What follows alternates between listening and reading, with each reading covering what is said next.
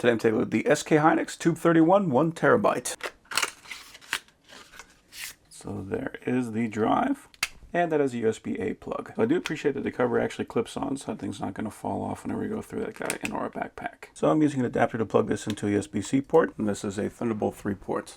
It has a little LED on there, so we know when the thing is on. When it's flashing, we know that it is reading. Did pick that up right away.